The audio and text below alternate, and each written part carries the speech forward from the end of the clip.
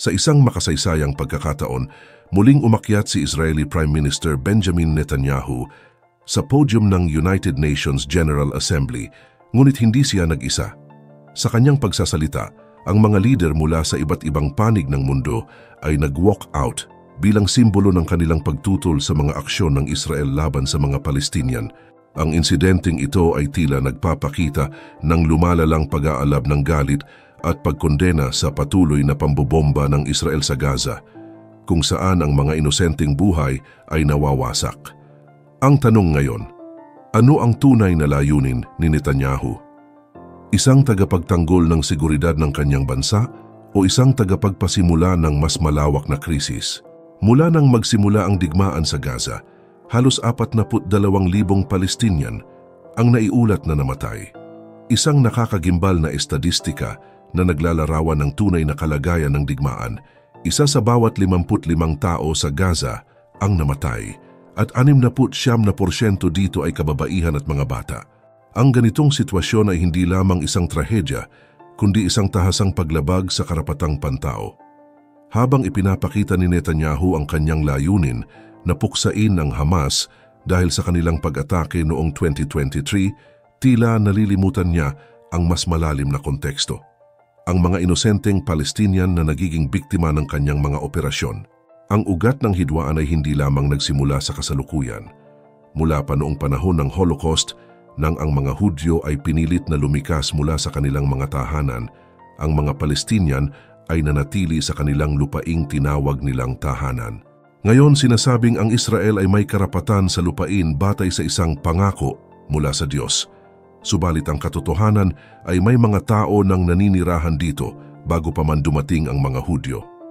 Ang ganitong pananaw ay nagdudulot ng mas malalim na hidwaan at nagtatanong, hanggang kailan magpapatuloy ang ganitong sitwasyon? Ngunit paano kung sabihin ko na ang hindi pagkakaintindihan at patuloy na karahasan ay magdadala lamang kay Netanyahu at sa Israel sa mas malaking problema? Ang ilegal na okupasyon at pambobomba ay naglalagay sa kanila hindi lamang laban sa Hamas, kundi laban din sa buong Arabong mundo. Sa isang kamakailang pahayag mula kay Jordan Prime Minister, inilarawan niya si Netanyahu bilang tagapagdala ng kaguluhan sa rehiyon. Ayon dito, kung talagang banta ang Palestine para sa seguridad ng Israel, narito sila kasama ang 57 pang-Arabong estado upang magbigay ng proteksyon. Subalit tila hindi ito pinapansin ni Netanyahu. Sa harap ng lumalalang krisis, isa pang tanong ang lumilitaw.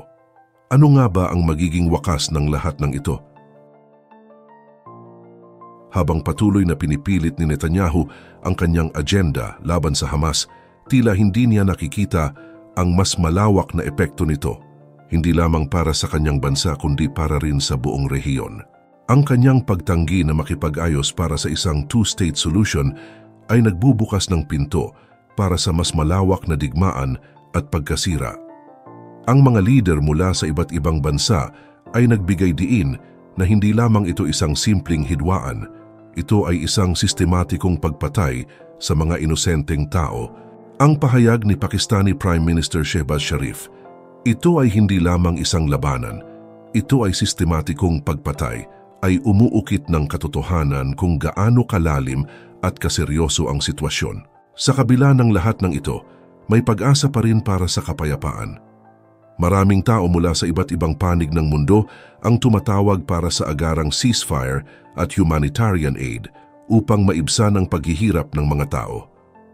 Ang mga humanitarian organizations ay patuloy na nananawagan para sa isang makatawid na solusyon upang matigil ang pagdanak ng dugo. Ngunit habang si Netanyahu ay patuloy na nagtatanggol at nagsusulong ng kanyang agenda, tila siya'y nakatuon lamang sa pagkapanalo laban kay Hamas at Hezbollah. Sa kanyang pananalita, binigyang diin niya ang pangangailangan para sa total victory. Ngunit ano nga ba talaga ang halaga nito kung ito naman ay nagdadala lamang ng higit pang pagkawasak? Ang kasalukuyang sitwasyon ay hindi lamang isang digmaan, ito rin ay isang pagsubok para sa internasyonal na komunidad. Habang patuloy ang pag-atake at pagdanak ng dugo, kailangan nating tanawin kung ano talaga ang hinaharap para kay Netanyahu at Israel.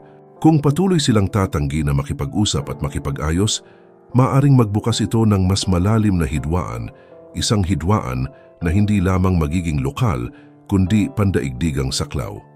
Sa nakaraang taon, umabot sa 75,000 toneladang pampasabog ang ibinagsak ng Israel sa Gaza, na halos 5 beses na mas malakas kaysa sa nuclear bomb na ginamit ng Amerika sa Hiroshima at Nagasaki.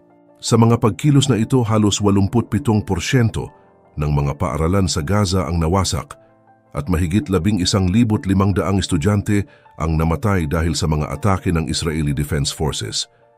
Karamihan sa mga ospital ay nasira na rin at 75% ng populasyon ay walang akses sa malinis na tubig at pagkain na nagiging sanhi ng malawakang pagkakasakit at pagkamatay mula sa gutom. Sa gitnang kaguluhan, muling bumangon ang tanong mula sa Prime Minister ng Jordan.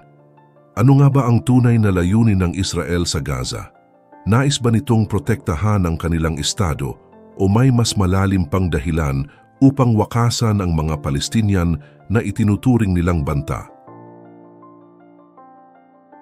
Ayon pa sa Prime Minister, tila sinasamantala ng Israel ang kanilang alyansa sa Estados Unidos, ang pinakamakapangyarihang bansa ngayon. Hindi natatakot ang Israel na umatake dahil alam nitong may suporta ito mula sa Amerika. Sinabi pa niya na sinasayang ng Israel ang buhay ng mga tao para lamang sa kanilang radikal na ideolohiya. Kung talagang nais ng Israel ang kapayapaan at proteksyon mula sa mga terorista at Iran, bakit hindi ito makipag-usap para sa isang makatarungang solusyon? Ang pahayag na ito ay hindi lamang kumakatawan sa Jordan kundi pati na rin sa 57 iba pang bansang Arabo na handang magbigay ng seguridad sa Israel kung ito ay makikinig at makikipag-ayos para sa isang two-state solution. Sa kabilang dako, nagnanais naman ang mga Palestinian na mamuhay bilang isang malayang estado, ngunit patuloy silang nahaharap sa pag-aangkin ng lupa mula sa Israel. Sa panig naman ng Palestine, gusto nilang mamuhay bilang isang sovereign state na kagaya ng ibang bansa, at ang usapin sa borders ay matagal nang naisaayos ng United Nations noong 1967. Subalit hindi sumang-ayon rito ang Israel bagkus. Ang mga borders na pinaghatian ay inakupa nila ay mas lalong lumawak sa paglipas ng panahon. Sa ganitong gawain makikita natin na ang layunin talaga ng Israel ay mapaalis ang mga Palestino at sila ang umangkin sa lupain at maging isang Greater Israel. Ang ganitong paniniwala ng Israel ay nagmula pa sa propesiya sa Biblia, kung saan sinasabi na ang lupang pangako ay para sa mga Hudyo, kaya marapat na bawiin nila ang mga lupain na ito mula sa mga Arab countries. Kung magkataon at paniwalaan ang ganitong layunin ng Israel, kaya nilang okupahin ang mga sakop na bansa tulad ng Egypt, Iraq, Syria, Jordan, Lebanon, Saudi Arabia at Palestine. Kaya hindi na rin ito sikreto sa lahat na ang layunin nga ng Israel ay sakupin ang buong lupain na sa tingin nila ay sa kanila. Pero magkakaroon ng problema dahil ang mga bansang ito ay hindi papayag sa isang ideolohiya na ipinagkatiwala lamang sa libro ng Biblia at sa paniniwala ni Netanyahu. Mapapansin rin na ang mga sundalong Israeli sa Gaza ay nakasuot ng uniforme na may logo ng Greater Israel na kung saan ipinapakita ang lawak ng sakop ng lupain na dapat makuha ng bansa at maibalik base sa kanilang ideolohiya. Ang ideya ng Greater Israel ay nag-ugat mula sa mga tekstong biblikal na nagsasaad na ang lupain mula sa Nile hanggang sa Euphrates ay ibinigay sa mga Hudyo. Ang mga taga-suporta nito, kabilang ang ilang mga relihiyosong Zionista, ay naniniwala na ito ay kanilang karapatan batay sa kasaysayan at relihiyon.